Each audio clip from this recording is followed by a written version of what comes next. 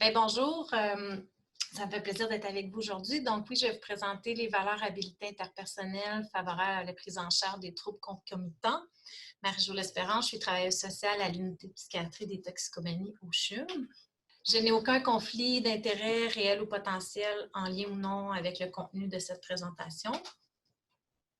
Les objectifs de la capsule aujourd'hui, en fait, c'est de permettre aux partenaires d'identifier les valeurs inhérentes à la prise en charge, de créer l'alliance thérapeutique, de comprendre la résistance au changement et de se doter d'objectifs réalistes. On va partir d'un cas clinique en bref, si je peux dire. Donc, une femme de 47 ans, mariée et mère de 2 enfants.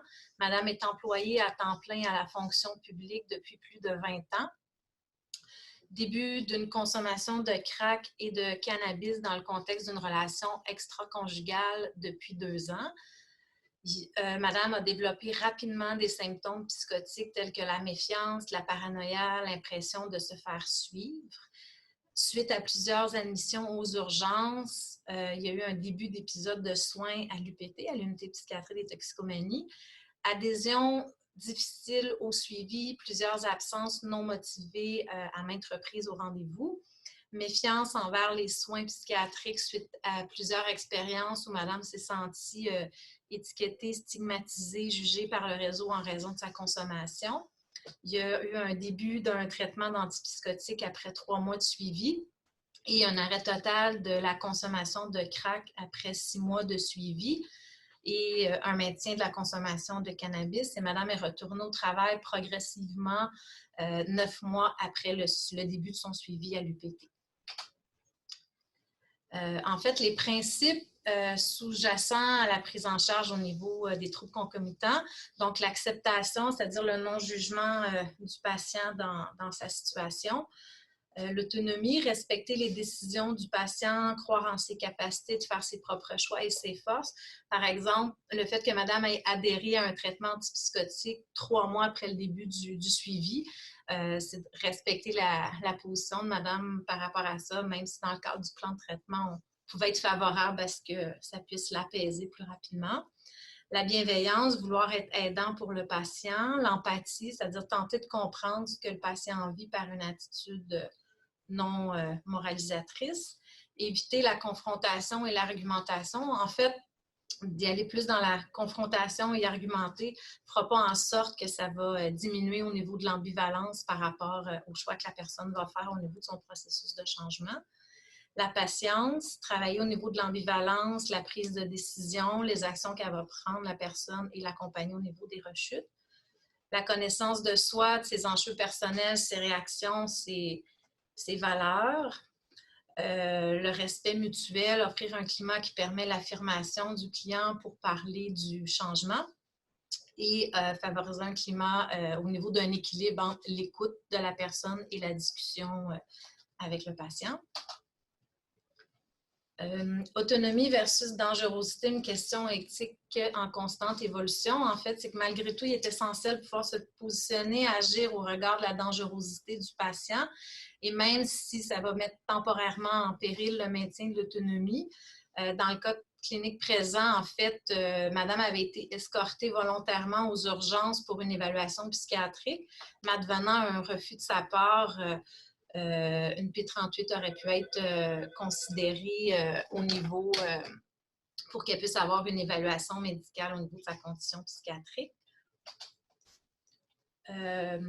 Les quelques statistiques à se rappeler, en fait, au niveau des facteurs non spécifiques influencement le changement, les changements extra-thérapeutiques, donc la personnalité de la personne, en fait, son vécu, est-ce que c'est quelqu'un qui a eu accès à une certaine éducation, la trajectoire qu'elle a pu avoir, ses forces, son tempérament, force ou fragilité.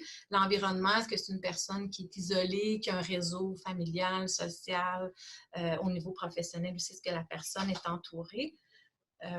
Les pourcentages. Donc, la relation entre le patient et son thérapeute, les attentes du patient, donc l'effet placebo, un patient qui va d'emblée se conditionner que ça va marcher parce que c'est telle approche ou tel programme ou telle clinique, puis qui en a entendu parler, ben c'est plus, ça peut avoir un effet sur le processus. Le traitement, en fait, qui va être utilisé, soit la TCC, psychodynamique ou une autre approche. Toutefois, il est important de se rappeler qu'une approche ou un traitement qui est non adapté au client, au patient, peut aussi influencer la relation et peut même mettre en péril au niveau de l'alliance thérapeutique. Comment développer la confiance?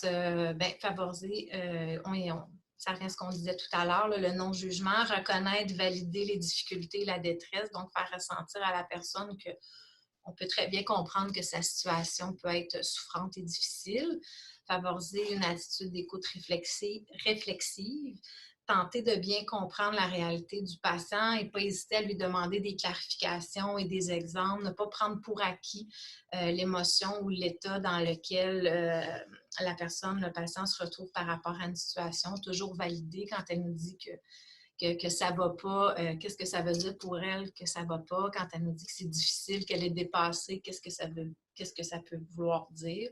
J'ai trop bu, ça veut dire pourquoi, ça veut dire quoi pour cette personne-là avoir trop bu? Est-ce que c'est en termes de quantité ou en termes de conséquences que ça peut avoir sur sa situation?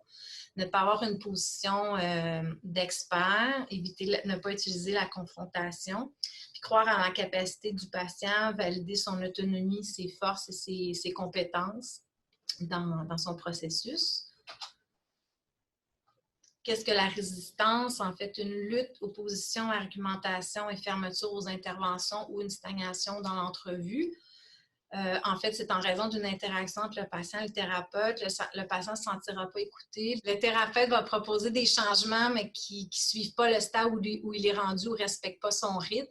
Donc, le patient ne se sentira pas reconnu dans son autonomie, dans sa liberté par rapport à ses choix, va se sentir brimé. Bref, c'est comme de dire qu'on pousse plus que le patient, puis il va nous le rappeler, nous le faire savoir de par sa résistance. Avoir en tête aussi, par contre, une petite attention à l'effet que l'état de sevrage ou d'intoxication peut influencer la résistance. Un patient peut paraître non collaborant, non réceptif, mais il peut être, par exemple, en sevrage de cocaïne ou un patient qui est très intoxiqué à l'alcool ou une autre substance sera moins disposé à établir un plan en externe, par exemple. La résistance n'est pas vue comme du déni ou un signe de pathologie, mais comme le produit du processus normal de changement au niveau des comportements complexes. Un petit rappel au niveau des stades de changement. En fait, la pré-contemplation, en fait, la personne voit pas de problème, ne veut pas apporter aucun changement, retient plutôt les bénéfices par rapport à sa situation. Au niveau de la contemplation, la personne commence à manifester une ambivalence, envisage un changement au niveau de son comportement, mais va encore hésiter à renoncer à les bénéfices. Au niveau de la préparation, eh bien, la personne se sent prête à démarrer, à arriver vers la phase d'action dans un futur proche et va déterminer les décisions qu'elle va prendre et commencer à les placer dans le temps. Au niveau de l'action, c'est que la personne est engagée au niveau du changement puis vers des modifications concrètes. À cette étape-là, les difficultés vont quand même tout être importantes et la personne va avoir besoin de support, d'écoute. Par la suite, au niveau du maintien, c'est toute la phase de consolidation au niveau de ce qui a été mis en place pour adopter un nouveau comportement, un nouveau mode de vie, nouvelles habitudes pour éviter la rechute. Et la rechute, en fait, peut être possible, fait partie du processus normal de changement. Puis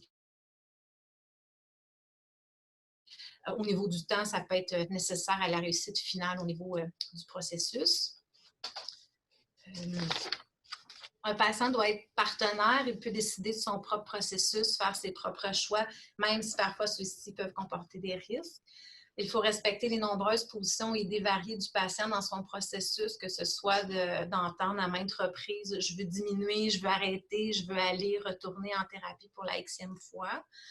Si le patient est en pré-contemplation, contemplation, il n'est pas souhaitable d'avoir une attitude plus paternaliste directive, mais plutôt démontrer de l'ouverture et que la personne ressente qu'on est là, lui rappeler les ressources et qu'advenant qu'elle voudrait apporter, elle, un changement, qu'on va être là pour l'accompagner là-dedans. Le patient a ses propres raisons de changer ou non, son propre agenda, propre incongruence. Il faut quand même démontrer une certaine humilité pour tenter de comprendre la résistance et reculer au besoin, se réajuster comme intervenant dans notre accompagnement auprès du patient. Pour éviter de s'épuiser, de se décourager, en fait, les troubles concomitants sont des troubles complexes, compliqués, avec plusieurs enjeux et pistes de solutions possibles, souvent teintés par plusieurs échecs, tentatives précédentes qui peuvent décourager le patient et le thérapeute. Donc, à se rappeler que les objectifs doivent venir du patient, doivent être décortiqués avec la personne.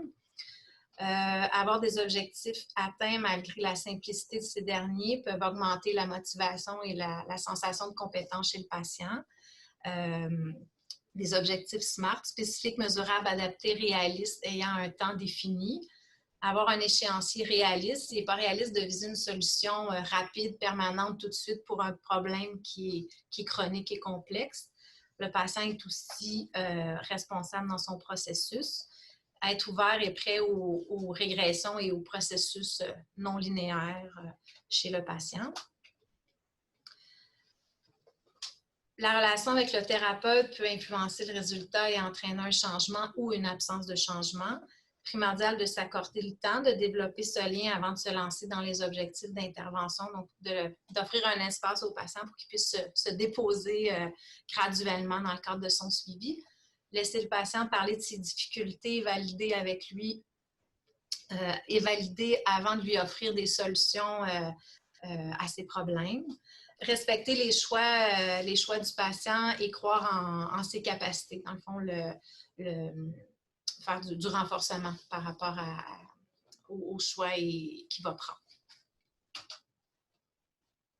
Les références.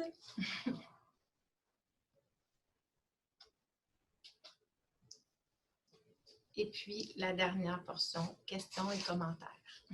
Merci de votre écoute.